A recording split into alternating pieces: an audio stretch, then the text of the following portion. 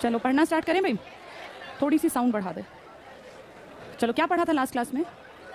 संसदीय समितियां कंप्लीट हो गई। अब बातचीत बिल्कुल बंद कर दो। चलो संसदीय समितियां लास्ट क्लास में हमने पढ़ा था और दो तरह की समितियां देखी थी। एक का नाम था स्थायी समिति और एक का नाम था अस्थायी। थोड़ी सी साउंड अभी भी कम है, थोड़ी सी बढ़ा दो।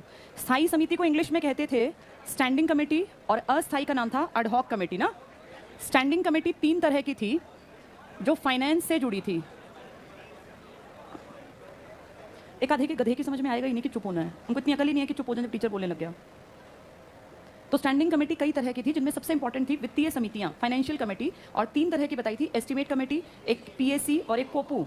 एस्टीमेट कमेटी काम करती थी पैसे का एस्टिमेशन करने के लिए, एस्टीमेट कमेटी, और इसका काम था मेन फाइनेंशियल मैटर्स पे, बजट में जितना काम होता है उसके ऊपर सरकार को सलाह देना, बताना कि भाई क्या ठीक है क्या नहीं। एस्टिमेशन कमेटी क्योंकि पैसे से जुड़ा काम करती थी इसलिए इसमें सारे के सारे आदमी लोकसभा के 30 मेंबर्स थे। इसी की तरह दो कमेटीज और थी, एक पीएसी और एक COPU. PAC public accounts committee, COPU committee on public undertakings. PAC और कोपू दोनों सरकार के खर्चे देखने वाली कमेटी थी और पीएसी सरकारी आदमी जैसे पीएम है या सीएम है या कोई भी बड़ा आदमी जिसने खर्च किया है कहीं भी, उसके खर्चों की सारी रिपोर्ट बनाती थी। एक्चुअली सरकार का सारा पैसा हमारा पैसा है और हमारे पैसे पे नजर रखना जरूरी है। तो आपके मेरे दिए फाइन टैक्स पर पीएसी नजर रखती है, कौन प्रधानमंत्री, कौन राष्ट्रपति या कौन पीएम सीएम के अलावा बड़े बड़े अफसर कहाँ कितना पैसा खर्च कर रहे हैं जनता के नाम पे, जनता के दिए टैक्स के पैसे से। ये कमेटी एक कैग नाम का आदमी होता है, वो इसकी रिपोर्ट बनाता है और वो देता है राष्ट्रपति को। राष्ट्रपति किसके सामने रख देता है? पीएसी। तो पीएसी तुम्हारे मेरे दिए गए टैक्स फाइन के खर्चे को एनालाइज करती है, ठीक किया गलत किया। पीएसी हमारे पैसे का एक तरह से रिपोर्टिंग के ऊपर अपनी स्टैंप लगाती है। ये रिपोर्टिंग करने वाला एक आदमी था जिसको आप कहते हैं CAG, controller and auditor general. इसका काम है सरकार के सारे खर्चों पर नजर रखना। एक खर्च करता है इंसान और एक खर्च करती है बड़ी बड़ी कंपनीज। सरकार बहुत सारी मिनी रत्न, नवरत्न, महारत्न कंपनी चला रही है जिनको कि बहुत सारे पैसे यूज करने की फ्रीडम है, जिसके नाम के आगे रत्न लग गया मतलब आजादी मिल गई। तो मिनी रत्न, नवरत्न, महारत्न बड़ी कंपनीज बिना सरकारी परमिशन के 5-5 हजार करोड़ रुपए तक का पैसा खर्च करने के काबिल है। तो उनकी भी तो रिपोर्टिंग करनी पड़ती होगी। ये कैग उनकी भी रिपोर्टिंग करता है। उस रिपोर्ट को देता है राष्ट्रपति को और राष्ट्रपति देता है कोपू को, ये सीओपीयू को। पीएससी को देता है आदमियों की रिपोर्ट और कोपू को देता है पब्लिक अंडरटेकिंग, सार्वजनिक उपक्रम, बड़ी बड़ी कंपनियों, ओएनजीसी, सेल, भेल, इलेक्ट्रॉनिक्स टाइप की जितनी बड़ी बड़ी कंपनी है उनकी रिपोर्ट। ये तीनों क्योंकि पैसे का काम देखती है इसलिए इनको फाइनेंशियल कमेटीज कहा जाता है। स्टैंडिंग कमेटी को ही आप स्थायी समिति कहते हैं। ये हर साल एक बार इनका अध्यक्ष बनता है, बाकी मेंबर्स बनते हैं। और ये 1967 से आपके देश में चला आ रहा है कि पीएसी का अध्यक्ष हमेशा कौन सी पार्टी का बनेगा? विपक्ष का। कृष्णा मेनन समिति की सिफारिश पर कोपू बनी थी और ये एस्टीमेट कमेटी बहुत पहले से काम कर रही है। 1990 में एक बहुत बड़ा अंग्रेजों के टाइम में मॉन्टेग्यू चेम्सफोर्ड सुधार हुआ था जिसके तहत 1921, 1964, 1967 सन नहीं पूछेंगे, काम समझ में आने चाहिए। अगली है अस्थायी समिति। ये हर साल नहीं बनती, अकॉर्डिंग टू नीड, जरूरत के अनुसार कोई सरकार बनवा लेती है, कोई सरकार हटवा देती है। ये दो तरीकों से बनती हैं, या तो सलाह लेनी हो सरकार को या सरकार को किसी चीज़ की जांच करनी हो। भाई फला मंत्री ने गड़बड़ कर दी तो उसकी जांच पहले हम इन हाउस कर लें, तो एक समिति बनाएंगे, भाई चेक करो इस आदमी ने गड़बड़ की है कि नहीं की। बाद में इसका मामला सुप्रीम कोर्ट, हाई कोर्ट में जाएगा। तो अस्थायी समिति या तो सलाहकारी होती है, ये जांच के लिए बनने वाली, किसी का चारित्रिक कोई बात है या पैसे में गड़बड़ है तो करती हैं। और सलाहकारी होती है प्रवर समितियां, सेलेक्ट कमेटी जो हमने पढ़ी थी, जिसमें कितने कितने मेंबर आए थे? लोकसभा राज्यसभा के 30, और अगर ज्वाइंट बना दी तो 45, 30 और 15। इनकी नियुक्ति भी अध्यक्ष करता है अकॉर्डिंग टू नीड, जरूरत के अनुसार। इनकी नियुक्ति हर साल होती है और इनकी नियुक्ति ऐसा आज तक नहीं हुआ सरकार किसी की आई हो। पीएसी भी बनेगी, कोपू भी बनेगी, एस्टीमेट भी बनेगी। ये सबकी समझ में आ गया था? आज इससे अगला टॉपिक स्टार्ट करते हैं। क्या टॉपिक है हमारा? Election commission. जो लोग आज जुड़े हैं क्लास में उन लोगों को यहाँ से समझ आना स्टार्ट होगा जो अब पढ़ाऊंगी। ये मैंने रिवाइज कराया था लास्ट क्लास का। तो आज अगला टॉपिक है, क्या पेज नंबर है इसका? ठीक है, इसका नाम है इसका चुनाव आयोग। इसी को आप इंग्लिश में कह देते हैं इलेक्शन कमीशन। बिल्कुल शांति से पहले सुनो और समझो कॉन्सेप्ट को, उसके बाद ये किताब से पढ़ेंगे। अब बिल्कुल शांति से सबकी नजरें बोर्ड पर रहें, किसी को मुझे टोकना ना पड़े। आपके देश में सबसे बड़ा डेमोक्रेटिक कंट्री है आप वर्ल्ड का, आपको कहते हैं दुनिया की सबसे ताकतवर डेमोक्रेटिक कंट्री, लोकतांत्रिक देश। लोकतंत्र का बेस है कि आपके यहाँ हर 5 साल में क्या होता है? चुनाव। अगर चुनाव पूरी जिंदगी में एक ही बार हो तो हम लोकतंत्र नहीं है। आपने लोकतंत्र को कह रखा है, लोकतंत्र के अंडर, कि हर 5 साल में आप जनता के पास एक ताकत होगी, वोटिंग राइट, और इस राइट के बेसिस पे आपको जो ठीक लगेगा आप उसको पीएम या सीएम या एमएलए एमपी बनवा सकते हैं। पीएम सीएम आप नहीं बनवा सकते, लेकिन आप जिस पार्टी को जिता देंगे उसका नेता ही पीएम और सीएम बनेगा। आपके हाथ की बात है आप किसको वोट देंगे, इसमें कोई आपके ऊपर ऐसा प्रेशर नहीं बना सकता कि इस आदमी को वोट दो। जिस पार्टी को अपने इलाके में सबसे ज्यादा सीटें हासिल होती हैं उसी पार्टी का लीडर उस राज्य का सीएम और देश का क्या बन पाता है? पीएम। पीएम और सीएम जनता नहीं बना सकती, हम एमएलए और एमपी बना सकते हैं, आप और मैं मिलकर। हम इलेक्शन को ये मानते हैं कि इलेक्शन कमीशन बहुत अच्छा काम करता है, स्वतंत्र है, इंडिपेंडेंट है, किसी के प्रभाव में नहीं है, स्वायत्त है, ऑटोनॉमस बॉडी है और किसी से प्रभावित नहीं होती, अपने सारे डिसीजन खुद लेती है। इलेक्शन कमीशन 1951 से काम कर रहा है और इसके बारे में आपकी उस किताब में भी लिखा गया था। कौन सी किताब? जिसे आप कहते हैं भारत का संविधान। आर्टिकल 324 इशारा करता है आपके देश में एक क्या होना चाहिए, इलेक्शन कमीशन। इलेक्शन कमीशन आपके देश में 1950 से पहले किताब में था, लेकिन ये अस्तित्व में तब आया जब आपको लगा कि इलेक्शन होने चाहिए, और इसने सबसे पहला इलेक्शन आपके देश में कंडक्ट कराया 1951, जो चलता रहा 1952 तक, क्योंकि आपके देश में एकदम से सारे इलेक्शन कंडक्ट करना बड़ा मुश्किल था। आज भी मुश्किल है, आज तो आप कहते हैं हम टेक्नोलॉजी का यूज करते हैं, तब भी 7 और 8 चरण लगते हैं आपके पूरे देश में इलेक्शन कंडक्ट कराने में। देखा होगा ना, महीना 1.5 महीने का टाइम लगता है। उस टाइम तो ये सब काम क्योंकि हाथ से था, तब कोई ईवीएम नाम की मशीन नहीं थी, तो उस टाइम और लंबा टाइम लगना था। आबादी बेशक आपकी लगभग 45-50 करोड़ थी, लेकिन टाइम कंज्यूमिंग प्रोसेस था। 1951 के सितंबर अक्टूबर से स्टार्ट हुआ और अगले साल जाके मार्च अप्रैल में कंफर्म हुआ कि इलेक्शन पूरे हो गए। इन इलेक्शंस को जिस कमीशन ने कराया उसी को आप कहते हैं ये भारत का चुनाव आयोग है। चुनाव आयोग में उस टाइम पर जब ये पहली बार चुनाव कंडक्ट कराए, सिर्फ एक अध्यक्ष था, सिर्फ एक आदमी। इसके नीचे बहुत लोग थे इसके सबॉर्डिनेट्स, लेकिन अगर कहें पावरफुल पोस्ट पर तो सिर्फ एक आदमी बैठा था, जिसका नाम था, किसी को पता हो पहला चुनाव आयुक्त कौन था? सुकुमार सेन, पहला इलेक्शन कमिश्नर सुकुमार सेन।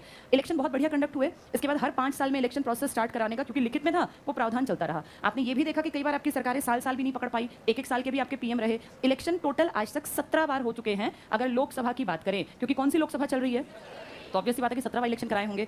आपके देश में इलेक्शन कमिश्नर का काम काफी टफ था, तो धीरे धीरे आपकी आबादी बढ़ती जा रही थी। जब ये आबादी बढ़ते बढ़ते बढ़ते आपको लगा कि अब कंट्रोल एक आदमी का नहीं रहेगा, उसके बाद आपने एक बहुत बड़ा चेंज देखा अपने संविधान में। आपके संविधान में इलेक्शन में वोट डालने की एज 21 से घटाकर और कितनी कर दी गई, 18। यानी आप देखिए 3 साल के और ज्यादा लोग इसमें ऐड हो गए। 19 वाले जितने हैं, 20 वाले, 21 वाले, और एक साल में आबादी में करोड़ों का असर पड़ता है, तो करोड़ों लोगों की संख्या बढ़ गई विद इन फ्यू डेज। जब तो 21 वाले कर रहे थे या 18 प्लस के, तो करोड़ों की संख्या बढ़ने से काम का प्रेशर ऑब्वियसली बात है कि ज्यादा बढ़ेगा। अब सोचो इसको 16 कर दें तो और बड़ी आबादी बढ़ जाएगी ना। तो आबादी बढ़ने के बाद ये फील किया गया कि इलेक्शन कमीशन में नंबर ऑफ कमिश्नर्स बढ़ाने चाहिए। 1989 में जब आपने ये किया, तभी आपके देश में ये डिसीजन हुआ कि इलेक्शन कमिश्नर्स की संख्या बढ़ा दें, और बढ़ा दिए गए। अक्टूबर में 2 आदमी और बुला के, और राष्ट्रपति ने पीएम की सलाह करके कह दिया ठीक है, अब ये दोनों भी इलेक्शन कमिश्नर, जो सबसे पहला बड़ा है वो तो चीफ इलेक्शन कमिश्नर, और ये दोनों अदर्स। लेकिन उस दौर में आपका देश बड़ी मुश्किलों के दौर से गुजर रहा था, और 1989 से 90 और 1990 से 91 जब आप बेसिक बैच में थे, आपको पीएम की लिस्ट कराई थी मैंने, तब मैंने बताया होगा वीपी सिंह और चंद्रशेखर, आयाराम गयाराम के नाम से ना, ये वही दौर था। तो आपके देश के इलेक्शन कमिश्नर्स बढ़ने का कई लोगों ने विरोध किया, उन्होंने कहा क्यों फालतू में 2 और की तुम पैसे और पेंशन बांध रहे हो, अभी देश पे बहुत बड़ा आर्थिक संकट है और एक ही आदमी कर लेगा काम को। जो बेचारे अक्टूबर में जिनका नाम दिया था ना, राष्ट्रपति ने अखबारों में आया, टीवी में आया, जनवरी में कहा इन दोनों को हटा दो, तो जो आदमी इलेक्शन कमिश्नर बनेगा, ये मान के चलो उसकी कोई रेपुटेशन होगी, उसका एक नाम, उसकी एक साख होती है। 2 महीने बाद उनको हटाना तो लोग हंसेंगे ना, बेइज्जती भी होगी, ये बना था इलेक्शन कमिश्नर। तो उनमें से एक ने सरकार के ऊपर केस कर दिया कि ये क्या मजाक था, या तो बनाते मत, और बनाया तो फिर उसको निभाते। उस आदमी ने सुप्रीम कोर्ट में सरकार पे केस कर दिया। तब फिर सरकार की बैठक, जैसे सुप्रीम कोर्ट में गया आदमी, उसने भी अपना केस लड़ा, तो उसने सामने फिर ये बात आई कि ठीक है, अगर देश पे प्रेशर है अभी काम का या पैसों की दिक्कत है, तो फिर राष्ट्रपति और संसद की मर्जी है, वो बनाए या ना बनाए। वो आदमी अपना केस हार गया। 1989 में मेंबर्स बढ़ाए थे, 1990 के जनवरी में घटा दिए, और फिर ये केस चला। इस केस के बाद कह दिया सरकार की मर्जी, संसद की मर्जी, राष्ट्रपति की मर्जी, वो बढ़ाए ना बढ़ाएं। वो जो हारा वो तो कहीं ना कहीं हुआ, उसको फील की गलत किया, लेकिन 2 साल बाद आपकी सरकार ने कह दिया हाँ प्रेशर बहुत ज्यादा है काम का, इसलिए हम नंबर ऑफ इलेक्शन कमिश्नर्स बढ़ाएंगे 1993 में। और वो दिन और आज का दिन, आपके इलेक्शन कमिश्नर्स आज तक उतने ही हैं जितने 1993 में बढ़ा दिए थे। अब आपके देश में एक सीईसी बनता है, चीफ इलेक्शन कमिश्नर, और 2 और 3 मतलब सेकंड और थर्ड पोजीशन पे इलेक्शन कमिश्नर्स बैठते हैं, जिनको आप कहते हैं अन्य निर्वाचन आयुक्त। ये है मुख्य निर्वाचन आयुक्त, ये है अन्य निर्वाचन आयुक्त। तो आज की डेट में 2021 में आपके देश में कितने निर्वाचन आयुक्त बैठे हैं? 3। ये पहला तो 1951 से काम कर रहा है, आदमी बदला, पोस्ट वही है, लेकिन दूसरी और तीसरी पोस्ट पहली बार कब बनाई गई? जब क्या किया गया, मताधिकार की आयु 21 से घटाकर 18, लेकिन फिर 2 महीने बाद कह दिया नहीं एक ही आदमी बहुत है। फिर कब कहा कि इसकी संख्या बढ़ा दो? 1993 में। ये टी.एन. शेषन का टाइम था, उस टाइम आपके चीफ जस्टिस हुआ करते, ये चीफ इलेक्शन कमिश्नर हुआ करते थे टी.एन. शेषन। इनके टाइम में ये 3 सदस्य बना दिया, और आज तक 3 सदस्य ही है। इसमें पहुंचने वाले आदमी 99.9% IAS रैंक के लोग होते हैं, जिन्होंने एडमिनिस्ट्रेशन का लगभग 30-40 साल का अनुभव हो गया, वो रिटायर हो गए, तो देखते हैं अच्छा आदमी था, बढ़िया काम कर रहा था, उसको इलेक्शन कमिश्नर बना देते हैं। इलेक्शन कमिश्नर बनाने का एक और भी तरीका है, इसमें एंट्री हमेशा 3rd नंबर से होती है। फर्स्ट रिटायर होता है, हट जाता है, 65 साल 6 साल जिसको काम करते हुए हो गए, वो रिटायर हो जाएगा। 3rd सेकंड पे जाएगा, सेकंड फर्स्ट पे। नई एंट्री हमेशा 3rd पे होगी। डायरेक्ट कोई सीईसी नहीं बन सकता 1993 के बाद से। जो भी आपके देश में सीईसी है वो बहुत पावरफुल है, और उसको हटाना कोई मजाक नहीं है उसकी पोस्ट से। उसको हटाने के लिए एक बहुत लंबा प्रोसेस चलता है, और उसको किसी की सिफारिश पर नहीं हटा सकते। उसके खिलाफ जब कोई बहुत तगड़ा सबूत होगा ना, तभी वो हटेगा, और ऐसे नहीं एक आदमी से हटेगा। अगर इसके ऊपर शक है तो वैसा ही प्रोसेस हटाने का चलेगा जैसा जजेस के खिलाफ चला था, और जजेस किसके खिलाफ वैसा चला था जैसा राष्ट्रपति के खिलाफ चला था। तो आप सोचो राष्ट्रपति को हटाने के लिए कोई बहुत बड़ा कारण होगा तभी हटेगा, जजेस भी तभी हटेंगे और सीईसी भी तभी हटेगा। लेकिन अगर नीचे वाले इलेक्शन कमिश्नर से सीईसी खुश नहीं है ना, तो ये लिखित में है कि ये राष्ट्रपति को बस कह दे कि जी ये काम ढंग से नहीं कर रहे, वो हट जाएंगे। उनके लिए कोई प्रोसेस ऐसा नहीं है जैसा इसके लिए प्रोसेस है। तो ज्यादा पावरफुल पोस्ट कौन सी हुई? सीईसी की। सीईसी डायरेक्ट कोई नहीं बनता, थर्ड से सेकंड, सेकंड से फर्स्ट जाते हैं। क्लियर हो गया सबको? ये इसको हटाना मुश्किल है। इन दोनों को हटाने की सलाह ये किसको दे देगा? राष्ट्रपति को। तो इसको त्यागपत्र देना पड़ेगा। कोई मतलब ये होना चाहिए कि हाँ भाई लाजमी सा कारण है कि ठीक है इसलिए हटा रहे हैं, ऐसे नहीं मेरा मन कर रहा है हटा रहा हूँ। ये बहुत सेंसिबल पढ़े लिखे लायक लोग होते हैं, इनको पता होता है कॉन्स्टिट्यूशन की वैल्यू क्या है, इसलिए ऐसा नहीं है कि मर्जी हुई और हटा दिया। तो बहुत बहुत अच्छी पोस्ट है, बहुत लायक लोग ही यहाँ तक पहुँच पाते हैं। क्लियर सबको हो गया? ये काम क्या करते हैं? इलेक्शन कमिश्नर क्या काम करेगा? इलेक्शन कंडक्ट कराएगा। आपके देश में इलेक्शन ना 2-3 स्टेजेस पर होते हैं, ध्यान से सुनना। एक है केंद्र यानी सेंट्रल लेवल पे, जिसमें लोकसभा, राज्यसभा, राष्ट्रपति और उपराष्ट्रपति के इलेक्शन। एक इलेक्शन होते हैं राज्य के लेवल पे, जिसमें आप कहते हैं एमएलए बनेंगे, एमएलसी बनेंगे। राज्यपाल कभी नहीं बनता इलेक्शन से, राज्यपाल को डायरेक्ट भेजता है राष्ट्रपति। आज तक कभी इसका कोई प्रोसेस इलेक्शन का नहीं कंडक्ट किया गया, इसलिए मैं यहाँ नहीं लिख रही। इसके बाद एक इलेक्शन होते हैं आपके थर्ड टीयर के, जिसको आप कहते हैं पंचायती राज, पंचायत के और शहरों में नगर निगम, नगर पालिका टाइप के। इनके इलेक्शन भी कंडक्ट कराने पड़ते हैं हर 5 साल में, ये लिखित है आपके कॉन्स्टिट्यूशन में। लेकिन इनके इलेक्शन आपके देश के लेवल पे कंडक्ट नहीं कराए जाते, इन दोनों के इलेक्शन आपके एक ही कंडक्ट कराता है। कौन है वो?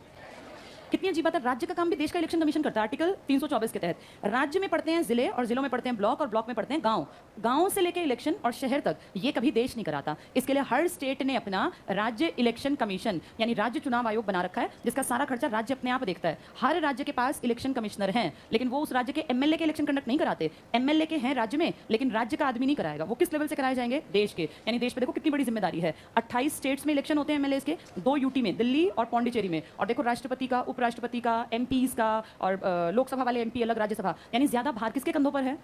देश के इलेक्शन कमीशन। राज्य वाला क्या करता है? अपने बस अपने लोकल लेवल के, कह लो लोकल गवर्नमेंट के इलेक्शन कंडक्ट कराता है राज्य का इलेक्शन कमिश्नर। क्लियर हो गया सबको ये? अब देखें इसका मेन काम क्या है। इसके अलावा पहला मेन काम है इसका चुनाव कंडक्ट कराना, चुनाव कराना। चुनाव के लिए तारीख भी डिसाइड करनी पड़ती होंगी ना, कहाँ कब कौन से चरण में, सब यही करता है। ये मतदाता सूची का निर्माण करता है। मतदाता सूची, आप सबका नाम होगा इस लिस्ट में, जिसका नाम है उसी का तो आई कार्ड और ये सब बन पाते हैं। मतदाता सूची रोज बदलने की जरूरत पड़ती है, इसलिए आप देखो हर जगह बीडीओ के आसपास कहीं ना कहीं कोई ना कोई इस तरह का ऑफिस होता है जहां लोग अपनी आईडी और ये वोटर आईडी को चेंज कराने जा सकते हैं। देखे होंगे ना इस तरह के दफ्तर, क्योंकि रोज किसी ना किसी का जन्मदिन है, वो 18 का हो गया, अब वो हो गया तो उसको लगता है मेरा भी वोटर आईडी बनना चाहिए। ये लगातार चलने वाला प्रोसेस है। एक दिन वोटर आईडी बना के काम नहीं पूरा हुआ, तुम सबके बन गए, आज न जाने भारत के कितने लोग 18 साल के हो जाएंगे, तो सोचेंगे हमारा सितंबर अक्टूबर में आईडी बन जाए। यानी लगातार काम करता है ये। मतदाताओं के आई कार्ड तो बनाता ही है। जब इलेक्शन होते हैं तो लिस्ट बनती है, देखा होगा ना, घर पे छोटी पर्ची आ जाती है, उस पर्ची में आपका नाम, आपके पिताजी का नाम, आपका जेंडर और आपका कोई गांव का पता वगैरह लिखा होता है। जिस आदमी का रेजिडेंशियल एड्रेस नहीं है वो आदमी वोट नहीं डाल सकता। वो जिंदा रहे, देश में उसको मौलिक अधिकार है, लेकिन जिसका कोई एड्रेस नहीं है उसके घर कभी भी वोटर्स वाली पर्ची कैसे आएगी? और इसलिए वोटर का जो आपका एक अधिकार है ना वोट डालने का, ये सबको नहीं मिला।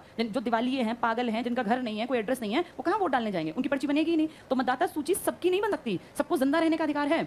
आपके देश में सबको पढ़ने का भी अधिकार है, लेकिन मतदाता सूची के लिए कुछ कंडीशंस आपकी अलग है। इसलिए कहते हैं वोट डालने का अधिकार कानूनी है, ना कि मौलिक। ये लीगल राइट है आपका, फंडामेंटल राइट नहीं है कि मैं पैदा हो गया इसलिए मैं वोट डालूंगा। नहीं, कुछ कंडीशंस पूरी करेंगे तो वोटर्स राइट मिलेगा, अदरवाइज नहीं मिलेगा। तीसरा, आपके देश में अलग अलग पार्टीज हैं, कांग्रेस, बीजेपी, बीएसपी, अलग अलग नाम सुने आपने। इन पार्टीज को मान्यता किसने दी है? इलेक्शन कमीशन ने। पार्टी 2 तरह की मेन होती है, एक को आप कहते हैं नेशनल लेवल की पार्टी है ये, और एक को आप कहते हैं स्टेट लेवल की पार्टी। किसी भी पार्टी को स्टेट या नेशनल लेवल की पार्टी होने का दर्जा अपनी मर्जी से नहीं मिलता, अदरवाइज तो हर कोई कहेगा मैं नेशनल लेवल की पार्टी हूँ। ये नेशनल लेवल की पार्टी होने के बहुत सारे सुख हैं, तो सुन लो क्या सुख है वो। अगर कोई पार्टी नेशनल लेवल की पार्टी बन गई, जिसकी की भरपूर कोशिश कर रहे हैं आपके अरविंद केजरीवाल जी कि उनकी पार्टी, आप पार्टी नेशनल लेवल की पार्टी बन जाए, जिसकी पूरी कोशिश की थी ममता बनर्जी ने, और ममता बनर्जी उसको अचीव भी कर पाई। ममता बनर्जी की तृणमूल कांग्रेस टीएमसी पार्टी अभी 2-2.5 साल पहले नेशनल लेवल की पार्टी बन गई। नेशनल लेवल की पार्टी आपके देश में गिनी चुनी है। क्या फायदा? क्यों लोग भागते हैं कि मैं नेशनल पार्टी बन जाए मेरी पार्टी? पहला फायदा, ऐसे लोगों को हर राज्य में जमीन मिलती है फ्री की अपने दफ्तर बनाने के लिए। सोचो आपको पूरे देश के हर स्टेट में जमीन मिल गई तो कितनी बढ़िया बात है, फ्री की।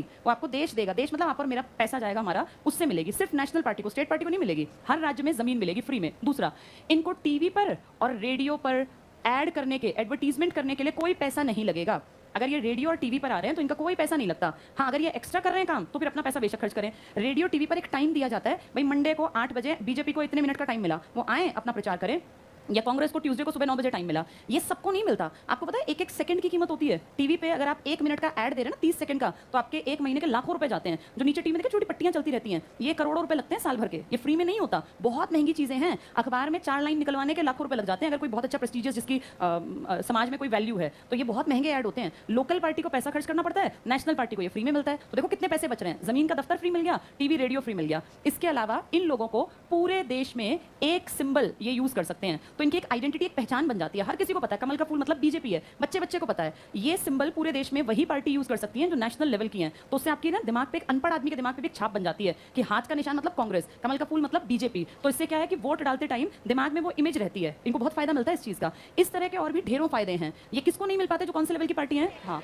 तो हर कोई कोशिश करता है कि मैं नेशनल पार्टी बन जाऊं, लेकिन नेशनल पार्टी के नियम बड़े सख्त हैं और हर किसी के बस की नहीं है नेशनल पार्टी बनना। नेशनल पार्टी कब बन सकती है, कुछ कंडीशन सुन लो। नेशनल पार्टी इंपॉर्टेंट है और टफ भी है, समझ में नहीं आता बहुत लोगों को। ये नेशनल पार्टी बनने की पहली शर्त है, आपको देश में किन्हीं 4 राज्यों में, कोई 4 राज्यों में अगर किसी पार्टी को स्टेट पार्टी का दर्जा मिल गया, किन्हीं 4 राज्यों ने उसको कह दिया ये हमारी स्टेट पार्टी है, उसकी भी कुछ कंडीशंस हैं, तो वो पार्टी नेशनल पार्टी बन गई। जो आपकी ये तृणमूल कांग्रेस है ना, टीएमसी, ममता बनर्जी की, इसने अपना बंगाल, अरुणाचल, मेघालय और त्रिपुरा, इन 3 राज्यों में नॉर्थ ईस्ट में और एक अपने बंगाल में, इसने पकड़ बना ली, मजबूत पकड़ बना ली। और इसने इसीलिए स्टेट पार्टी से किसमें कन्वर्ट हो गई है, नेशनल पार्टी में। सबसे बढ़िया एग्जांपल है टीएमसी का। ममता बनर्जी ने नॉर्थ ईस्ट के 3 स्टेट्स में अपनी मजबूत पकड़ बनाई और अपने राज्य में थी ही। अब देख लो, मोदी जी और अमित शाह ने खूब कोशिश की और कैसे कैसे नारे दिए थे, 2 मई दीदी गई, याद होगा ना सबको ये। लेकिन देख लो कहीं नहीं उसका असर पड़ा और एज इट इज दीदी वहीं बैठी है बंगाल में। 28 और 2 30 सीएम है, 29 आदमी और अकेली महिला बैठी है। आपके देश में प्रेजेंट में सिर्फ एक महिला सीएम है, बाकी सारे आदमी हैं। और जिनके खिलाफ कितना प्रचार प्रसार किया, सारा मीडिया उनके खिलाफ था और ऐसा दिखाया गया कि लहर मोदी जी की है। अमित शाह ने कितनी बड़ी बड़ी रैलियां की, लेकिन फाइनली जीती कौन, ममता बनर्जी। ममता बनर्जी किस लेवल की पार्टी की हैं, नेशनल पार्टी। 4 राज्यों में पकड़ बनाई, देश में नहीं 4 राज्यों में, उससे देख लो कहां बैठ गई हैं। इसके अलावा कहते हैं कि आपने कम से कम लोकसभा की, किसी भी पार्टी ने 2% सीट्स हासिल की हो। लोकसभा की टोटल सीटें कितनी हैं, 543, उसका 2% अगर आप निकालें तो 11 सीट्स निकलती हैं। 11 सीट्स लोकसभा की। अब जैसे यूपी है, 80 सीट है लोकसभा की, वहीं से जीत जाओ, तो कहा नहीं, एक राज्य से 11 नहीं, कम से कम आपने 2% सीटें 3 राज्यों से हासिल की हो। यानी आपने यूपी से भी सीट ली हो या आसपास के और 2 राज्यों से। इकट्ठे एक राज्य की 11 नहीं चलेंगी। यहाँ तो आप धौंस दिखा के ले लेंगे इसको, या फिर इसको डर बैठा के सीट ले लेंगे तो मुश्किल है। इसलिए कह दिया 2% सीट मिली हो, मतलब 11 सीट लोकसभा की कितने राज्य में मिली हो। अगर ये कंडीशन भी पूरी नहीं होती तो कोई बात नहीं, आपको टोटल जितनी वोट डले हैं उसका 6% मिला हो वैलिड वोट्स का। जितने वोट डलते हैं ना सब वैलिड नहीं होते। एक आधा तो ऐसा आदमी होता है ना, गया बटन दबाना नहीं आता, बन पड़े 2-4 के आगे पी पी पी दबा दिया और आ गया, कहता मैं तो वोट डाल आया, उसका वोट इनवैलिड है। कितने के सामने बटन दबाना है, एक। आपके देश में बहुत सारे वोट तो हर साल इनवैलिड जाते हैं, कहीं एमपी के कहीं एमएलए के, आता ही नहीं लोगों को ईवीएम को यूज करना। वैलिड वोट्स का कितना परसेंट मिला हो, 6%। और इसके साथ साथ, इस 6% के साथ साथ उसको 4 सीट्स भी मिली हो लोकसभा की। अब जो आपका ये है ना अरविंद केजरीवाल, इन्होंने 4 सीटें तो ले ली थी इलेक्शन में, लेकिन 6% वैलिड वोट्स का नहीं ले पाए। अरविंद केजरीवाल पूरी कोशिश में है कि उनकी आम आदमी पार्टी किस लेवल की बन जाए, नेशनल। नेशनल बनते ही फायदे तुम्हें पता ही है, एक सिंबल पूरे देश में, फ्री के दफ्तर, एडवर्टीजमेंट फ्री, यही पैसा का। एक चीज और, उसके बाद एक बेनिफिट और है, इन लोगों की आय पर टैक्स नहीं लगता। ये सबसे बड़ा बेनिफिट, ये टैक्स फ्री है। छोटी पार्टी की आय है ना, कागज दिखाओ जरा कहां से पैसा आया, किसने कितना पैसा दिया। अगर किसी ने दान दिया तो उस आदमी के घर भी छापा डाल देंगे, इतना दान कहां से आया, इतना पैसा कैसे दिया। तो इसीलिए पार्टी डरती है, ज्यादा बड़ा अमाउंट इकट्ठा नहीं कर सकती। लेकिन जैसे ही वो नेशनल पार्टी बनी, कांग्रेस से कोई पूछ ही नहीं सकता आपके पास इतना पैसा कहां से आता है। वो टैक्स फ्री है सारी आय, चाहे कोई दान दे या कुछ भी करे, इसके ऊपर कभी छापा नहीं लगेगा। लोकल पार्टी है, तुरंत पहुंच जाएंगे दफ्तर में, हाँ जी दिखाओ टोटल पैसे कहां से आते हैं और कहां जाते हैं। तो इनको बहुत सारे फायदे हैं। अगर किस लेवल की पार्टी बन जाती है, नेशनल पार्टी बनने की कंडीशन कम से कम कितने स्टेट्स में, 4 स्टेट्स में स्टेट लेवल का दर्जा मिला हो, कितने % वैलिड वोट्स मिले हो और कितनी सीटें मिली हो। अगर लोकसभा की 2% सीटें मिली हैं तो कितने राज्यों में मिली हैं।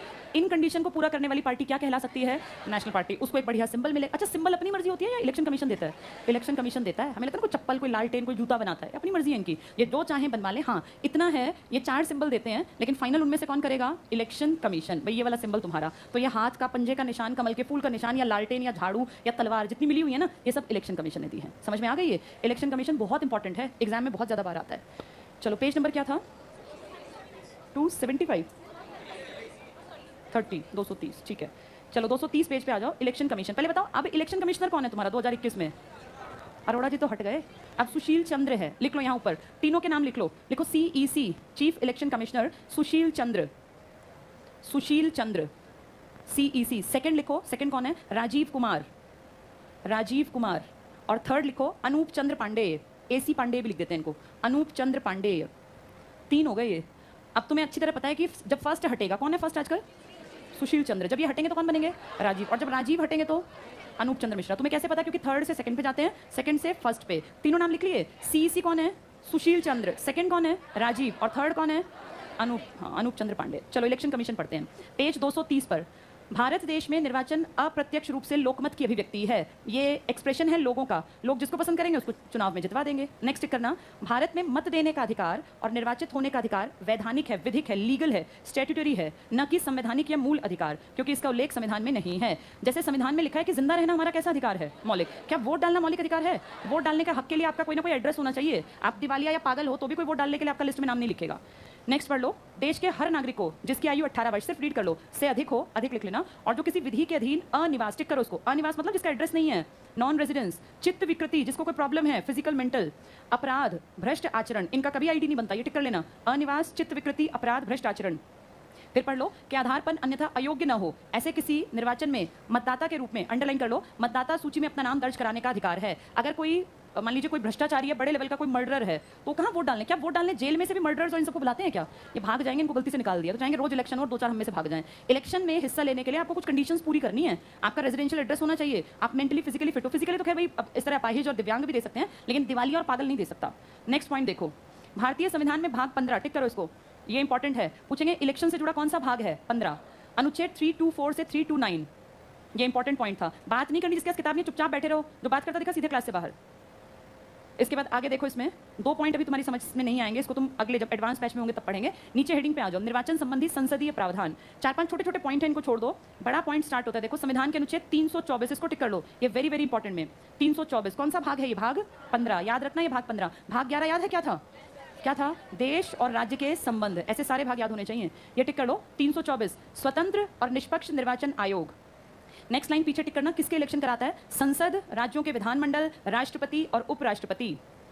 नेक्स्ट लाइन में देखो बीच में इंग्लिश में लिखा है सुप्रिटेंडेंस, यानी देखना, डायरेक्शन देना, कंट्रोल करना, ये सब इसके काम हैं। अगले पॉइंट पर आ जाओ, भारत का निर्वाचन आयोग एक स्थायी संवैधानिक निकाय है। स्थायी क्यों है? क्योंकि ये टूटता नहीं है। किताब में किस भाग में लिखा था? ये 15 में, कौन से आर्टिकल में? 324। ये संवैधानिक क्यों है? क्योंकि इसके लिए कोई आर्टिकल है, भाग और आर्टिकल जिसका है वो हमेशा कॉन्स्टिट्यूशनल होगा। आगे टिक कर लो, इसकी स्थापना 25 जनवरी 1950 को की गई। ये मतदाता दिवस है, वोटर्स डे, लिखो इसके पास, ये अगला दिया छोड़ दो, मत लिखो। 2011 से 25 जनवरी राष्ट्रीय मतदाता दिवस के रूप में। तो हर साल वोटर्स डे तुम कब मनाते हो? 25 जनवरी। और ऐसे तुमने पढ़ा हुआ है 26 जनवरी तो तुम जानते ही हो। 24 जनवरी को क्या हुआ था? 24 जनवरी 3 चीजें, राष्ट्रपति, राष्ट्रगीत, राष्ट्रगान, 24 जनवरी को अपनाए थे। 25 को तुमने क्या मनाया? मतदाता दिवस। 26 को हम गणतंत्र बने थे। नेक्स्ट टिक कर लो, पहले निर्वाचन आयोग के अध्यक्ष सुकुमार सेन, और प्रेजेंट में कौन है? सुशील चंद्रा। पहला सुकुमार सेन, अब सुशील चंद्र। नेक्स्ट पॉइंट पढ़ना, सिर्फ रीड करना इसको। अनुच्छेद 324 के अनुसार निर्वाचन आयोग में, अंडरलाइन कर लो, एक मुख्य निर्वाचक आयुक्त, कमिश्नर, सीईसी। और नेक्स्ट टिक कर लो, अन्य निर्वाचन आयुक्त होंगे जिनकी नियुक्ति संसद द्वारा बनाई गई विधियों के अधीन राष्ट्रपति करेगा। एक राष्ट्रपति ने क्या किया था? 2 बना दिए, फिर बाद में क्या किया? 2 महीने बाद हटा दिए। उनमें से एक ने क्या किया? सरकार पे केस कर दिया कि ये क्या मजाक है। तो केस में क्या निकला कि मर्जी किसकी चलेगी? संसद की और राष्ट्रपति की। अगले पेज पर आ जाओ, इसमें 2 पॉइंट छोड़ दो, अभी तीसरा टिक कर लो। अनुच्छेद 326 के अनुसार, अंडरलाइन करना, लोकसभा और प्रत्येक राज्य की विधानसभा के लिए निर्वाचन वयस्क मताधिकार के आधार पर होगा। लोकसभा और विधानसभा के इलेक्शन में तुम और मैं ही तो हिस्सा लेते हैं। लोकसभा के मेंबर क्या बन जाते हैं? एमपी, और विधानसभा के एमएलए। लिख लो यहाँ, लोकसभा के ऊपर लिखो एमपी और विधानसभा के ऊपर एमएलए। तो तुम और मैं ही बनाते हैं एमपी एमएलए को। उनमें से जिस पार्टी के सबसे ज्यादा वोट होते हैं, सबसे ज्यादा सीटें, वही अपना सीएम बना लेगी, वही पीएम बना लेगी। क्या? पुलिस तो डालती है वोट, पुलिस है, टीचर्स हैं, इनको डालने का अधिकार है वोट, जबकि ये ड्यूटी पे होते हैं। अगले पॉइंट पर आ जाओ, प्रधानमंत्री राजीव गांधी के कार्यकाल में, ये काम का पॉइंट है, 61वां संविधान संशोधन अधिनियम 1989। क्यों बात कर रहे हो? उनके वोट डलते हैं, उनके लिए फिर बैलेट बॉक्स वगैरह वही प्रावधान होता है। आज भी आपके देश में ना कुछ चीज़ें ऐसी हैं, जैसे कोई आर्मी में है, एयरफोर्स में है, नेवी में है, आईटीबीपी में, बीएसएफ में, या जो टीचर्स ड्यूटी दे रहे हैं वो कैसे वोट डालें? क्योंकि ड्यूटी जितनों की लगती है, ये शायद आपको ना पता हो, जितने लोग इलेक्शन कमिश्नर जब बुलाता है ना ड्यूटी पे, जैसे चुनाव होते हैं, तो इसमें 2 लोग बहुत ज़्यादा इन्वॉल्व होते हैं। एक तो सरकारी स्कूल के टीचर्स और प्लस उस जहाँ पे इलेक्शन हो रहा है वहाँ की पुलिस। ये बहुत ही ज़्यादा बड़ा काम धाम है। और तुम्हें तो लगता है वोट डालना एक दिन का काम है, लेकिन क्योंकि मैं गवर्नमेंट जॉब में देख चुकी हूँ, ये 15-20 दिन तक इसकी तैयारी चलती है, मिनिमम 15-20 दिन तक। हर स्कूल से हर टीचर को कोई ना कोई वार्ड में भेज दिया जाता है, फिर वहाँ इनकी ट्रेनिंग होती है। ऐसे पुलिस वालों को तो और स्ट्रिक्ट काम लिया जाता है, इनको तो कई दिन पहले जाके वहाँ काम संभालना होता है। टीचर्स को पहले कई दिन पहले जाना नहीं होता, लेकिन ट्रेनिंग लगातार चलती रहती है। और ये जिस दिन टीचर्स और पुलिस वहाँ एक्टिव होती है, आप सोचो कितने सारे पुलिस वाले टीचर्स, वो वोट थोड़ी डाल पाते हैं। तो इनके लिए प्रावधान होता है, बाद में या पहले जो डालना चाहें, इनके लिए अलग से प्रावधान कर रखा है आपके संविधान ने। ऑन ड्यूटी ये वहाँ वोट नहीं डालते, लेकिन ये डाल सकते हैं वोट। बहुत लोग यूज करते हैं, ऐसी आर्मी, एयरफोर्स, नेवी वाले, क्योंकि हर किसी का वोटर आईडी अपने रेजिडेंस के हिसाब से बनता है। टीचर है कोई सोनीपत का और उसकी ड्यूटी आई हुई है दिल्ली के, मान लीजिए कहीं ऐसे इलाके में, तिलक नगर में, तो कैसे आके वोट डालेगा? लेकिन उनके लिए भी प्रावधान है। वो कम है जनसंख्या का प्रतिशत, इसलिए उसको इतना पूछते नहीं है और ना बताते, नहीं तो प्रावधान सब डाल सकते हैं वोट। जो इलेक्शन ड्यूटी पे हैं वो भी वोट डाल सकते हैं। चलो आगे देखें क्या बता रहे हैं। अगला पॉइंट बहुत काम का है तुम्हारा। प्रधानमंत्री राजीव गांधी के कार्यकाल में इनके, एक बार कोई बाहर से बड़ा जो हो उनको बुलाओ, इनके ऊपर देखो जिसके पास किताब नहीं उसको बाहर करो, ये टिक कर लो। प्रधानमंत्री राजीव गांधी के कार्यकाल में 61वां संविधान संशोधन अधिनियम 1989 द्वारा मताधिकार की आयु घटाकर 18 कर दी। कितने से कितनी की गई है? 21 से 18। कौन से सन में हुई? 1989। कौन सा अमेंडमेंट था? 61वां। ये वेरी वेरी इंपॉर्टेंट लिख लो, बहुत ज्यादा बार आता है ये। 61वां संविधान संशोधन 1989। राजीव गांधी देश के पीएम थे। इसके बाद आ जाओ, निर्वाचन आयुक्त की सेवा शर्तें और पद से हटाना। क्या सीईसी को शपथ लेनी पड़ती होगी? सब पोस्ट पे शपथ है, ध्यान से सुनो। सीईसी और इलेक्शन कमिश्नर शपथ नहीं लेते। आपका राष्ट्रपति, उपराष्ट्रपति, प्रधानमंत्री सब लोग शपथ लेते हैं, लेकिन सीईसी को शपथ नहीं लेनी, कहीं लिखा ही नहीं है, जबकि संवैधानिक पोस्ट है ये। पहला पॉइंट देखो, सेकंड लाइन टिक करो। पदावधि का निर्धारण राष्ट्रपति करता है। भाई कितने साल के लिए बनेगा? संसद द्वारा बनाई गई विधियों के द्वारा। नेक्स्ट पॉइंट में पहली लाइन पीछे टिक करना। नियुक्ति के बाद कोई अलाभकारी परिवर्तन नहीं कर सकते, यानी जितनी सैलरी है नियुक्ति के बाद हटा नहीं सकते। इनकी सैलरी जितनी रखी गई है उतनी देनी है, जितना टाइम पीरियड है उतना देना है। अगला पॉइंट टिक करो, मुख्य निर्वाचन आयुक्त लिख लो सीईसी, ये एक ही हो सकता है और इसको हटाना बड़ा टफ है। ये टिक करना, सीईसी को उसके पद से उसी रीति और उन्हीं आधारों पर हटाया जाएगा जिस रीति और जिन आधारों पर, वेरी इंपॉर्टेंट अंडरलाइन करो, उच्चतम न्यायालय के न्यायाधीश को हटाया जाता है। क्यों हटा था सुप्रीम कोर्ट का जज बताना? दो कारण थे बस। क्या क्या? पहला, एक कदाचार, व्यवहार में गड़बड़, और दूसरा अक्षमता। अक्षमता क्या थी? शारीरिक और मानसिक। कोई मेंटली रिटार्डेड हो गया, किसी का भैया कोई प्रॉब्लम हो गई, कोई मेंटल प्रॉब्लम हो गई, उसका दिमाग चल गया हमारी भाषा में, तो वो आदमी कैसे इलेक्शन कमिश्नर की कुर्सी पे बैठा रहेगा? गलत डिसीजन लेगा, गड़बड़ कर देगा ना। या कोई मान लीजिए किसी का व्यवहार बहुत गलत है किसी खास पार्टी के प्रति या किसी खास नेता के प्रति, तो उसको प्रूव कर दिया गया अगर इन दोनों को, तो उस आदमी को अपने पद से इस्तीफा देना पड़ेगा। ये सेम कंडीशन किसके साथ थी? हाई कोर्ट और सुप्रीम कोर्ट के जजेस। क्या राष्ट्रपति इसी आधार पर हटा था? राष्ट्रपति हटा था, किसका पालन नहीं करता? संविधान। उसका लॉजिक अलग था, उसको कदाचार नहीं करता, वो किसका, उससे सब छोटे हैं, वो सबसे बड़ा है, वो क्या कदाचार करेगा? उसके लिए सब लोग बच्चे समान हैं, लेकिन वो कर सकता है संविधान का उल्लंघन, अपनी मर्जी चलाऊंगा, नहीं सुनता पीएम की, तो हटेगा। ये हाई कोर्ट, सुप्रीम कोर्ट के जजेस और सीईसी हटाने के लिए दो कंडीशन है, या तो इनका बिहेवियर गड़बड़ का है या फिर ये काबिल नहीं है, या तो शारीरिक या मानसिक। बहुत इंपॉर्टेंट पॉइंट है, इसको अंडरलाइन कर लो।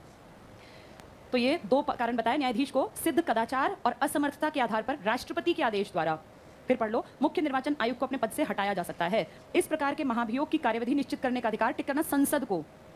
मुख्य निर्वाचन आयुक्त, बहुत बहुत इंपॉर्टेंट, इसको भी टिक कर लो, को पद से हटाने का प्रस्ताव संसद के दोनों सदनों के अलग अलग अपने कुल सदस्यों की संख्या के बहुमत और उपस्थित और मतदान करने वाले सदस्यों के 2/3 बहुमत द्वारा पारित होना आवश्यक है। तो सीईसी को हटाना छोटा प्रोसेस है, टफ प्रोसेस है। दो कारण हो सकते हैं, क्या क्या?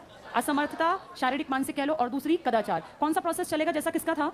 जजेस का। और जजेस का प्रोसेस कैसा था? जैसा इसका प्रेसिडेंट ऑफ इंडिया का। अगला पॉइंट टिक करो, किसी अन्य निर्वाचन आयुक्त, अन्य कितने होते हैं? दो, दूसरा और तीसरा, को मुख्य निर्वाचन आयुक्त, इसको अंडरलाइन कर लेना, मुख्य निर्वाचन आयुक्त की सिफारिश पर ही राष्ट्रपति द्वारा पद से हटाया जा सकता है। तो असली पावर सीईसी के हाथ में या अन्य के हाथ में? अन्य चाहकर क्या उसको हटवा देंगे? नहीं, उसके लिए तो प्रोसेस है लंबा, और अगर इन दूसरे और तीसरे से ये गुस्से में हो तो ये किसको कहेगा? राष्ट्रपति को, और हट जाएंगे। लेकिन ये इतने छोटे दिमाग के नहीं होते कि कहाँ सुनी होगी और हटवा दे, ऐसा करते नहीं ये लोग। नेक्स्ट पढ़ लो, मुख्य निर्वाचन आयुक्त और अन्य निर्वाचन आयुक्तों की नियुक्ति टिक करना 6 साल की अवधि या 65 साल की आयु, जो भी पहले हो। सेम कंडीशन किसकी थी? सुप्रीम कोर्ट के जज की। हाई कोर्ट की 62 थी, यहाँ 65 लिखी है, लिख लो एससी, सुप्रीम कोर्ट के जज। हटाने का प्रोसेस भी उस जैसा और काम भी उस जैसा, मतलब टाइम पीरियड। अगले पॉइंट के आगे इंपॉर्टेंट लिख के टिक करना, निर्वाचन आयुक्तों के लिए किसी प्रकार की शपथ का संविधान में प्रावधान नहीं है। क्या जजेस शपथ लेते हैं? बिल्कुल, यहाँ जजेस अलग हो गए, जजेस शपथ लेते हैं किसके सामने जाके? अगर सुप्रीम कोर्ट है तो राष्ट्रपति और हाई कोर्ट है तो राज्यपाल। सुप्रीम कोर्ट के जजेस को हटाने के प्रोसेस से ही सीईसी हटेगा या हाई कोर्ट, लेकिन ये शपथ नहीं लेगा, जबकि वो शपथ लेंगे। यहाँ जाके दोनों में अंतर। एग्जाम को टफ बनाने के लिए क्या करेंगे? निम्न में से कौन सा बिंदु सुप्रीम कोर्ट के जजेस और सीईसी के भिन्नता को दर्शाता है, और पॉइंट्स को घुमा फिरा के लिखेंगे। सब कुछ सेम है, रिटायरमेंट की एज एक जैसी, काम की एज एक जैसी, दोनों का शपथ का प्रोसेस, ये दोनों को बनाने का प्रोसेस, लेकिन क्या अलग है? शपथ। ये इंपॉर्टेंट है, टिक कर लो यहाँ और लिख लो इंपॉर्टेंट। यहाँ ये अलग हो गया इलेक्शन कमिश्नर। नेक्स्ट करना, मुख्य चुनाव आयुक्त यानी सीईसी, फिर से लिख लो सीईसी का दर्जा सुप्रीम कोर्ट के न्यायाधीश के बराबर है। तो सुप्रीम कोर्ट का जज कोई छोटी चीज थोड़ी होता है, उसके बराबर है सीईसी, इसलिए हटाना भी बड़ा टफ है। नेक्स्ट करना, 1951 में पहली बार संविधान के अंतर्गत निर्वाचन आयोग का गठन किया गया। क्या किताब में लिखा था कि बनाना है? कौन से आर्टिकल में? 324 में। किस भाग में लिखा था? इसलिए कहते हैं ये संवैधानिक है, ये कॉन्स्टिट्यूशनल है। अंडरलाइन कर लो, संविधान के अंतर्गत निर्वाचन आयोग का गठन एक सदस्यीय आयोग के रूप में। कब तक एक सदस्यीय रहा ये? 1989। फिर कौन सा अमेंडमेंट किया गया? 61वां। और मताधिकार की आयु 21 से घटाकर 18। तो राष्ट्रपति ने कितने बुला लिए? 2। लेकिन 2 महीने बाद क्या कहा? वापस जाओ। फिर केस हुआ, फिर 93 में जाके 3 बने। अगला पॉइंट टिक करना, अक्टूबर 1989 को राष्ट्रपति आर वेंकट रमन, तुम्हें याद होंगे मैंने राष्ट्रपतियों की लिस्ट कराई थी बेसिक बैच में। आर मतलब रामास्वामी, कितने पीएम देख गया? 4। इसने 4 पीएम देखे, जबकि इसका कार्यकाल कितने साल का है? 5। इसका मतलब पीएम आ और जा बहुत स्पीड से रहे थे। इसके ऊपर लिख लो 4 पीएम। 4 पीएम, अकेला है ये भारत का राष्ट्रपति जिसने 4 पीएम देखे। आगे टिक करना, आर वेंकट रमन इन्होंने निर्वाचन आयोग में 2 अन्य निर्वाचन आयुक्तों की नियुक्ति, ये टिक कर लो। तो पूछेंगे 2 इलेक्शन कमिश्नर 1989 में किस राष्ट्रपति ने बना दिए? आर वेंकटरमन ने। आगे पढ़ लो कि अधिसूचना जारी की जिसके तहत एस धनोबा, ये बहुत बड़े आदमी थे और इनको बना दिया इलेक्शन कमिश्नर, और वीएस सिंगल को इलेक्शन कमिश्नर बना दिया, लेकिन सिर्फ 2 महीने चले, ये इलेक्शन हुए नहीं, उससे पहले हटा दिए। नेक्स्ट पेज पर आ जाओ, पहला पॉइंट टिक कर लो। जनवरी 1990 को राष्ट्रपति ने अधिसूचना निरस्त कर दी और चुनाव आयोग पुनः 1 सदस्यीय हो गया। वापस कितने मेंबर बना दिए? 1।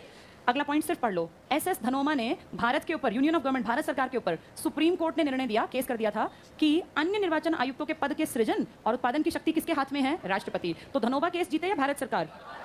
किसने केस किया भारत सरकार के ऊपर? धनोबा ने। धनोबा क्या बना दिए गए थे? Election commissioner. सीईसी नहीं बने थे, इलेक्शन कमिश्नर। लेकिन इलेक्शन कमिश्नर 2 महीने बाद कह दिया हटो। इन्होंने केस किया तो सुप्रीम कोर्ट ने निर्णय दिया कि इलेक्शन कमिश्नर बढ़ाना और घटाना किसकी मर्जी है? राष्ट्रपति। इसलिए आपका केस निरस्त, आपका केस बेकार। अगला पॉइंट देखो, 1 अक्टूबर 1993 को अध्यादेश जारी कर, अध्यादेश जानते हो? राष्ट्रपति का ऑर्डिनेंस, ऑर्डिनेंस राष्ट्रपति का, आर्टिकल 1, 2, 3 लिखो इसके ऊपर। अध्यादेश को डबल टिक कर लो, इंग्लिश में ऑर्डिनेंस, और यहाँ लिख लो आर्टिकल 1, 2, 3। ये पेपर में आती हैं चीजें, फिर वहां बैठे रहते हैं आधे जिनको पता ही नहीं ऑर्डिनेंस क्या होता है। आर्टिकल 123 में लिखा है ऐसा कानून जिसको कौन बना दे? राष्ट्रपति। बाद में कानून बनेगा, पहले अध्यादेश कहलाएगा। ये टिक कर लो, अध्यादेश जारी कर। फिर पढ़ो, निर्वाचन आयोग को पुनः बहुसदस्यीय बनाया गया। तो पहले कौन से सन में कई सदस्य बना दिए? 89 में। फिर केस कर दिया तो फिर हटा दिए, और उसके बाद दोबारा कब बनाए? 1993 में। 3-4 साल की कहानी है बस। ये टिक कर लो, 1993 को अध्यादेश जारी कर ये है एमएस गिल, ये टिक करना, इनको लीगल मिल गई थी परमिशन। एमएस गिल और जीवी कृष्णमूर्ति को ये इलेक्शन कमिश्नर्स बने थे। अगला पॉइंट भी टिक कर लो, 1993 में टीएन शेषन सीईसी थे, मुख्य चुनाव आयुक्त। सीईसी क्या नाम था इनका? टीएन शेषन। इसके बाद एक पॉइंट छोड़ के अगला टिक करना, वर्तमान में निर्वाचन आयोग में मुख्य निर्वाचन आयुक्त और 2 अन्य निर्वाचन आयुक्तों सहित कुल कितने सदस्य हैं? 3। किस सीईसी के टाइम 3 बने थे? टीएन शेषन। कौन सा ईयर था? 1993। किस पहली बार राष्ट्रपति ने 3 सदस्य इलेक्ट ये बना दिए थे? आर वेंकटरमन। लेकिन फिर उनमें से किसने केस कर दिया जब हटाए? एस धनोबा। क्या कहा सुप्रीम कोर्ट ने कि ये मेंबर बढ़ाना ना बढ़ाना किसकी मर्जी है? राष्ट्रपति की। इसके बाद टेबल पे आ जाओ नीचे, पहला टिक कर लो सुकुमार सेन। सुकुमार सेन पहले के बाद लास्ट टिक करना इसमें। अच्छा, इसमें 2-3 और काम के हैं, वो पूछ लेते हैं, टिक कर लेना। पहला और दूसरा भी टिक कर लो। केवी सुंदरम, यहाँ दोनों के पास लिखो लंबा कार्यकाल। वैसे कार्यकाल 6 साल का, पर इनका देखो 9-9 साल के आसपास था। लंबा कार्यकाल सुकुमार सेन और केवी सुंदरम। एक 50 से 58 तक था, एक 58 से 67 तक, 67। तो लगभग 8-8-9 साल। बस स्टार्टिंग के 2 हैं, बाकी सबका 6 साल से ऊपर नहीं मिलेगा आपको। इसके बाद इसमें चौथे नाम के आगे देखो डॉक्टर नगेंद्र सिंह लिखा है। नगेंद्र सिंह, इसको बोर्ड पे थोड़ा सा समझ लो। आपके देश में ना 4 इतने काबिल आदमी हुए, इतने काबिल कि दुनिया ने सोचा कि बहुत काबिल है, इनको हम इंटरनेशनल लेवल पे मान्यता दें। एक तो होते हैं अपने देश में आगे, एक होते हैं इंटरनेशनल मान्यता मिलना। 4 आदमी आपके इतने इंटेलिजेंट थे, उनको जस्टिस करने की इतनी अकल थी कि उनको आईसीजे में नंबर पड़ गया उनका, इंटरनेशनल कोर्ट ऑफ जस्टिस, जैसे आप कहते हैं अंतरराष्ट्रीय न्यायालय। यूएनओ के 6 अंग हैं, उन 6 में से यूएनओ से बड़ा तो कुछ भी नहीं ना धरती पर, सबसे बड़ी ऑर्गेनाइजेशन पूरे वर्ल्ड की ऑलमोस्ट सारी कंट्री, कुछ को छोड़ दें लगभग सारे देश इसके मेंबर हैं। आईसीजे इसी का पार्ट है, इसी का एक अंग है। उसने अपने पूरे देश में से टोटल 15 जजेस चुनने होते हैं, पूरे वर्ल्ड में से। देश तो बहुत छोटा है, पूरे वर्ल्ड में से। आप सोचो, वर्ल्ड में अमेरिका भी आता है, चाइना भी आता है, ब्रिटेन भी आता है, स्कॉटलैंड भी आता है, जर्मनी, जापान, जहाँ कितने पढ़े लिखे काबिल लोग हैं। आपके देश से 4 आदमियों को आईसीजे में जाने का एक तरह से वाली अधिकार मिला। और कितनी बड़ी बात है कि उन 4 में से एक आदमी इसका प्रेसिडेंट भी बना। यहाँ टोटल मिला के 15 जजेस बैठते हैं, और 15 जजेस में से कोई एक इनमें से प्रेसिडेंट बन जाता है। तो आपके देश से एक आदमी, 15 में तो 4 गए, और उन 4 में से एक को इसका प्रेसिडेंट भी बनाया गया। ये 15 जजेस जहाँ बैठते हैं, एक बार गए तो 9 साल के लिए चले गए। यानी एक बार गए तो आप इतने लायक हैं कि आप 9 साल तक जो भी जजमेंट देंगे इंटरनेशनल लेवल पे मान्यता प्राप्त है। वो 9 साल के लिए गए, और आपके देश के रिपीट हुए हैं। जो प्रेजेंट में बैठे हैं ना, 2030 तक बैठेंगे वो। तो दलबीर सिंह भंडारी नाम है उनका, वो लगातार सेकंड सेशन के लिए आ गए। यानी 18 साल तक आपके भारत से एक आदमी कहां बैठने की योग्यता रखता है? आईसीजे में। प्रेजेंट में बैठे हैं वो दलबीर सिंह भंडारी। एक बार आके 9 साल बैठेंगे, दोबारा नियुक्त हो सकते हैं, जैसे दलबीर सिंह जी हो गए। लंदन के जज को हराया था आपके जज ने। इन 15 जजेस में से जो प्रेसिडेंट बना, उनका नाम था डॉक्टर नगेंद्र सिंह। आपके जब अंग्रेजों का टाइम था ना, तो राजस्थान के एक रियासत के राजा के बेटे थे, पढ़ने लिखने में इंटेलिजेंट थे। उन्होंने बचपन से ध्यान दिया, लॉ पढ़ाया, बैरिस्ट्री पढ़ाई, विदेश जाकर डिग्रियां हासिल की। ये हैं डॉक्टर नगेंद्र सिंह, जो फर्स्ट इंडियन है जिनको आईसीजे का प्रेसिडेंट बनाया गया।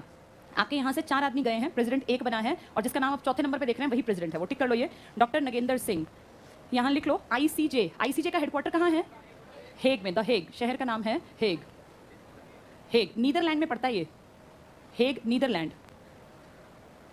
नीदरलैंड को ही पहले क्या कहते थे? हॉलैंड। उसी का तो नाम नीदरलैंड है।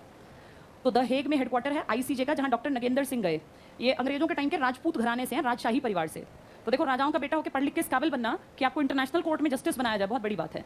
इसके बाद 9वें नंबर पे आ जाओ, श्रीमती वी.एस. रमा देवी, कार्यवाहक, देश की पहली महिला मुख्य निर्वाचन आयुक्त। आज तक आपके देश में ना कोई चीफ जस्टिस औरत बनी और ना कोई औरत आपके देश में 6 साल के लिए CEC बनी। अब वो था ना, अब जो पहली 3 महिलाएं आई हैं, शपथ ली है, उनमें से एक का नाम कह रहे हैं ना, वो बन सकती हैं। अगर ऐसा हुआ तो वो देश की पहली क्या होंगी, वो चीफ जस्टिस ऑफ इंडिया। अभी नहीं है। ये रमा देवी कार्यवाहक थी, काम संभालने आई। आज तक आपके देश में कोई भी औरत चीफ इलेक्शन कमिश्नर की कुर्सी पे नहीं बैठी। कुछ दिनों के लिए काम संभालने के लिए इनका नंबर आ गया था, वी.एस. रमा देवी का। टिक कर लो, ये यहाँ लिख लो। इसके पास देखो 26/11/90 से 11/12/90, कुछ दिन बस काम संभाला, कार्यवाहक है। और यहाँ लिखना, राज्यसभा में महासचिव बनने वाली पहली महिला, यही औरत है वो। तो ये कितनी काबिल होगी जो इसको 2 बड़ी पोस्ट पे बैठने का मौका मिला। वी.एस. रमा देवी, राज्यसभा में महासचिव, सेक्रेटरी जनरल बोल देते हैं महासचिव को, बनने वाली पहली महिला, बनने वाली पहली महिला। अब तुम दिमाग दौड़ाओ, अगर सेक्रेटरी नाम लिखा है तो किस रैंक की महिला है? आईएएस ही सेक्रेटरी बन सकते हैं आपके देश में बस। तो ये आईएएस रैंक की महिला है, तभी CEC बन पाई हैं। CEC बनने के लिए भी आईएएस या उस तरह की सर्विस होनी चाहिए। नेक्स्ट टिक करना, TN शेषन, कितने सदस्य बन गए थे? 3 सदस्य। लिख लो यहाँ, इनके टाइम में 3 सदस्य बने। 1993 में आयोग 3 सदस्यीय बना, 3 सदस्यीय बना। इसके बाद अगले पेज पे आ जाओ, 17वें नंबर पे देखो, ऊपर लिखा है SY कुरैशी, मुस्लिम CEC। टिक कर लो, पहला मुस्लिम CEC, चीफ जस्टिस, ये चीफ इलेक्शन कमिश्नर। और 24वां अपने आप लिख लो, 23 लिखे थे जब ये बुक छपी थी, 24वां नंबर डाल दो, सुशील चंद्र, अप्रैल 2021 में बने हैं। सुशील चंद्र, अप्रैल 2021। कब तक रहेंगे? या तो इनकी उम्र कितनी हो जाए, 65, या काम करते हुए 6 साल पूरे हो जाए, तब हटेंगे। आयोग के कार्य और शक्तियां जल्दी से टिक करना। पहला, भारत के राष्ट्रपति, उपराष्ट्रपति, संसद और विधानमंडल। यहाँ लिख लो, विधानमंडल मतलब विधानसभा प्लस विधान परिषद। विधानमंडल के ऊपर लिख लो VS प्लस VP। संसद के ऊपर लिख लो LS plus RS, Lok Sabha plus Rajya Sabha. बाद में ये याद नहीं आएंगे, लिखते चलना। राष्ट्रपति, उपराष्ट्रपति, लोकसभा, राज्यसभा, विधानसभा, विधान परिषद के सदस्यों के लिए चुनाव निर्वाचन आयोग कराता है। अगला पॉइंट टिक कर लो, चुनाव की तिथियों का निर्धारण करता है ये, कौन सी डेट पे कहाँ इलेक्शन होंगे। नेक्स्ट टिक करना, निर्वाचन का चुनाव क्षेत्रों का परिसीमन या सीमांकन, डिलिमिटेशन। इसको थोड़ा सा सुन लो सभी लोग। आपके देश में कितने साल बाद आबादी की गिनती की जाती है? 10 साल बाद ना। इस बार नहीं हुई, हम जानते हैं, होनी थी ना, क्यों नहीं हो पाई? पेंडेमिक के चलते। आपके देश में पहली बार जनगणना कब की गई थी? और कायदा कानून कब बना दिया था? और लास्ट कब की गई है? और अब कब होनी थी लेकिन नहीं हुई? 21 में। ये अगर होती तो आपकी आज़ादी के बाद 8वीं और अब तक की टोटल 16वीं जनगणना होती है। ध्यान से सुनना, 1872 के बाद हर बार जनसंख्या बढ़ती गई, बढ़ती गई, बढ़ती गई। आप आज़ाद हुए 1947 में, उसके बाद आपने पहली जनगणना कब कराई? 1951। ये हमारी इंडिपेंडेंट भारत की पहली जनगणना, क्योंकि 41 की जनगणना तो अंग्रेज कर गए थे। 41 के बाद 51 में हमने इंडिपेंडेंट अपना काम संभाल के, गृह मंत्रालय, जो उस टाइम गृह मंत्री थे, उन्होंने काम किया। 1951 के बाद आपने 61 में फिर से जनगणना की, तो आपने देखा आबादी बहुत बढ़ गई। जब हम आज़ाद हुए तो हम 40-50 करोड़ के हेरफेर में थे, फिर तुरंत बढ़ती चली गई आबादी। तो आपने आबादी के अनुसार, जैसे पहली जनगणना हुई ना, इसके बाद एक परिसीमन आयोग बना दिया, डिलिमिटेशन, परिसीमन। इसको समझ लेना क्योंकि तुम्हें अब तक ये आता नहीं है। परिसीमन मतलब डिलिमिटेशन के लिए एक आयोग, वो होता क्या है उसको भी बता देती हूँ। ये 1952 में बना। आपका भारत है, भारत की आबादी अलग अलग, कहीं किसी कॉन्स्टिट्यूएंसी में 10 गांव, कहीं 20 गांव, कहीं 50 गांव। आबादी लगातार बढ़ती जा रही है। आबादी का ऐसा तो है नहीं कि जितनी 1951 में थी उतनी ही आज है। तो आपने क्या किया, टाइम टू टाइम निर्वाचन आयोग ने परिसीमन करते हुए एक आयोग बनाया। परिसीमन आयोग देखेगा कहाँ कितने गांव, कितनी आबादी बढ़ गई, फिर वो डिसीजन लेगा और बताएगा कि एक एरिया में, मान लीजिए हरियाणा से एग्जाम्पल लेते हैं, टोटल आबादी अगर 2 करोड़ है तो 3 करोड़ के आसपास है, लेकिन 2 करोड़ मानते हैं, ये 22 जिलों में डिवाइडेड है। 22 जिलों में हर एक की आबादी बराबर नहीं हो सकती, कहीं कम कहीं ज्यादा। तो क्या किया जाता है टाइम टू टाइम, जैसे मान लीजिए इसमें पहले 15 गांव थे और यहाँ थे 5 गांव, अब इसके 5 गांव में ऐसा कर लेता है परिसीमन आयोग कि इसकी सीमा बढ़ा के और ये 3-4 और गांव इसी में आ जाएंगे। कोई फर्क नहीं पड़ा, आज भी 90 सीट हैं, तब भी 90 ही होंगी, सीट नहीं बदली, बस गांव कभी किसी मंडल में, जैसे देखा नहीं, नया जिला बना तो भैया 20 गांव इस नए जिले के हैं, ऐसे देखा होगा ना, या नया कोई भी तहसील बनी तो आप इस तहसील में आ गए, अब आप अपने आप को इस जिले में नहीं गिनेंगे। इस तरह से टाइम टू टाइम डिलिमिटेशन का जो आपका आयोग है, कमीशन है, वो सलाह देता रहता है। आज तक आपके देश में डिलिमिटेशन के लिए 4 बार आयोग बने हैं, 1952 में और लास्ट बना है 2002 में। उसके बाद अब 20 साल होने को आए अगले साल, परिसीमन आयोग नहीं बना आपके देश में। बीच में 2 बार बना, 1963 और 1973 में। ये यहाँ तो चलो लगातार बने हैं, 51 गया, 52 फिर 63, फिर यहाँ इतना लंबा ब्रेक क्यों आया? इसका कारण था 1971 में इंदिरा गांधी ने एक नारा दिया था, भाई जनसंख्या पे लिमिट रखो, जनसंख्या अनलिमिटेड होगी, जनसंख्या विस्फोट होगा तो आपको नौकरियां नहीं मिलेंगी, आपको बड़ा दुखी होना पड़ेगा 10-20 साल बाद।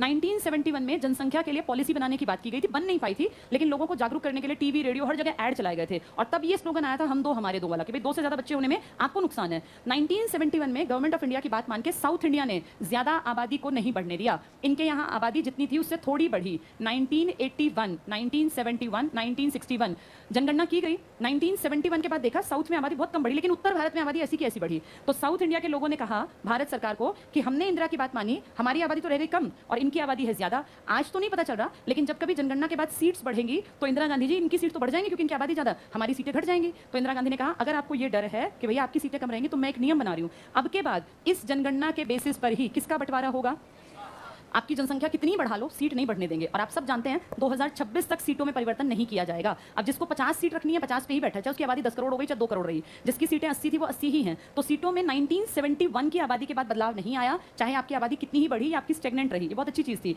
और इसीलिए देखो जब आपकी आबादी बढ़ने से सीट नहीं बदलनी तो परिसीमन की क्या जरूरत है। तो आपने किसके बाद परिसीमन आयोग को रोक दिया, 73 के बाद। फिर लास्ट कब आया, 2002।